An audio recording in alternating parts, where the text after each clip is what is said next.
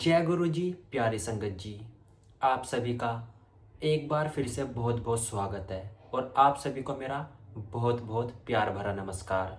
संगत जी, आज मैं गुरु जी का एक और प्यारा सा सत्संग, बहुत ज़्यादा आशीर्वाद से, गुरु जी के आशीर्वाद से भरा सत्संग लेकर आ गया हूँ। संगत जी, हमेशा की तरह गुरु जी के मैं एक पुरानी ओल्ड संगत जी का सत्संग लेकर आया हूँ और सत्संग में बहुत ज़्यादा ब्लेसिंग्स हैं।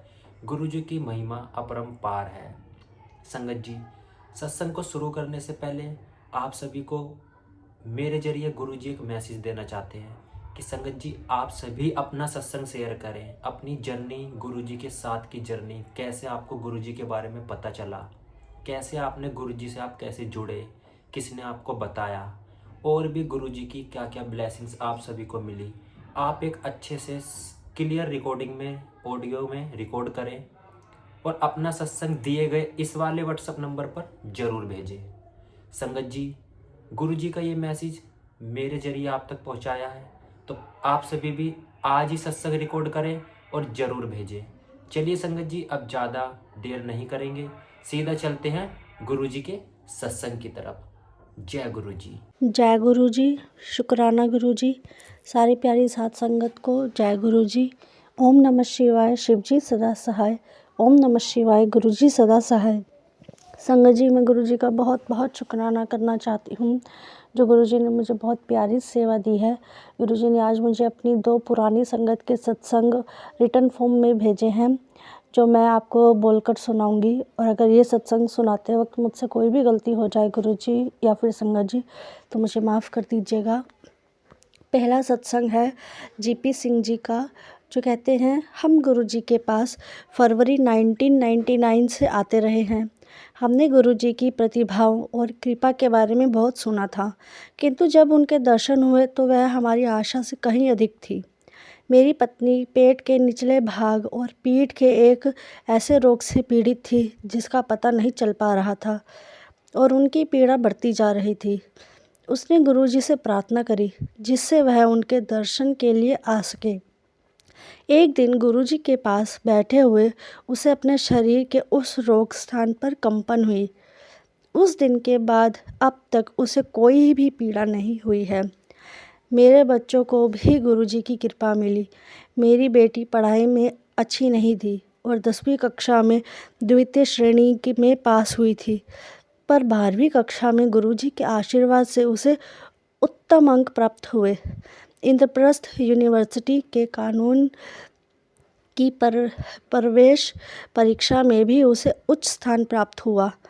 पढ़ाई के अंतिम वर्ष में उसने ट्रेनिंग एक प्रमुख कानून संस्था के साथ ही की और वह अति उत्तम स्थान पर कार्यरत है। मेरा पुत्र काफ़ी उग्र स्वभाव का था और किसी का कहना नहीं मानता था। उसका पढ़ाई में भी मन नहीं लगता था और हम सब उसके बारे में चिंतित रहते थे। गुरुजी ने उसे एक अभिमंत्रित चांदी का कड़ा पहनने को दिया। शीघ्र ही उसमें बहुत परिवर्तन हुआ और वह मन लगाकर पढ़ाई करने लगा। गुरुजी की कृपा से अब वह एक इलेक्ट्रॉनिक इंजीनियर है और प्रसिद्ध संस्था में कार्यरत है। अब वह हम सब से प्रेम करता है और गुरुजी का चित्र सदा अपने साथ रखता है। एक बार अपने मित्रों के साथ जाते हुए उनकी कार दुर्घटनाग्रस्त हो गई। कार तो बेकार हो गई, लेकिन गुरु कृपा से कार में सब सवार सुरक्षित रहे। गुरुजी ने मुझ पर भी कृपा करी है। अक्टूबर 2003 में लोक निर्माण विभाग से सेवानिवृत्त होने को था और मुझे मिलने वाली पेंशन में अड़चन आने लगाई गई। मेरे विरुद्ध झूठे आरोप लगाए गए, किंतु गुरुजी की कृपा से सब समस्याएं दूर हो गई और आरोप भी वापस ले लिए गए। अब मैं दिल्ली में एक अंतर्राष्ट्रीय कंपनी के साथ काम करता हूँ। गुरुजी की कृपा की कोई सीमा नहीं है, केवल पूर्ण आस्था होनी चाहिए। गुरु नानक जी के दर्शन।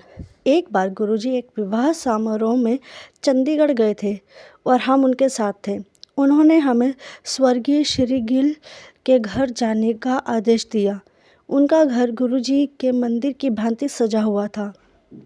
गुरुजी के जीवनाकर चित्र और मंदिर के प्रतिरूप से में सजे भवन में दिव्यता झलक रही थी।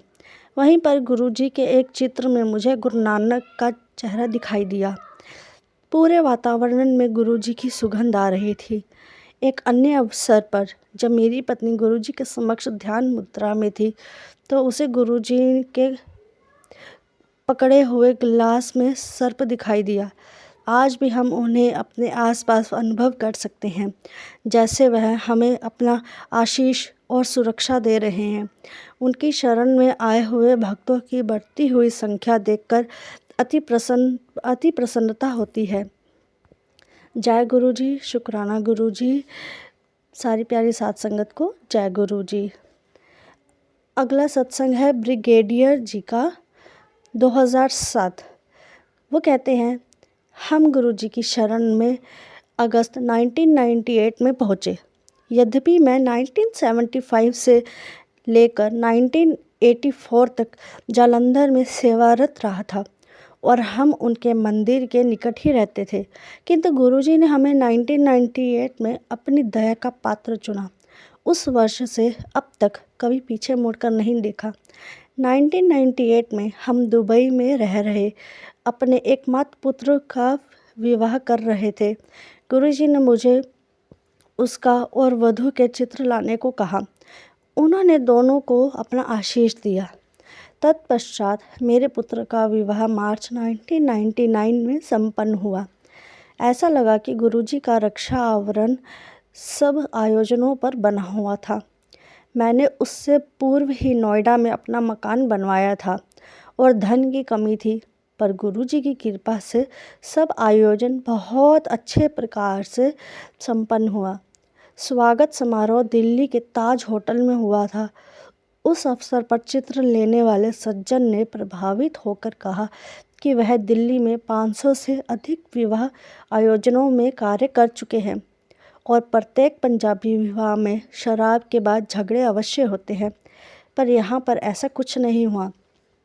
वसंते कॉन्टिनेंटल होटल में एक अन्य समारोह के बाद हमारे अतिथियों को नोएडा ला रही बस में कुछ खराबी आ गई।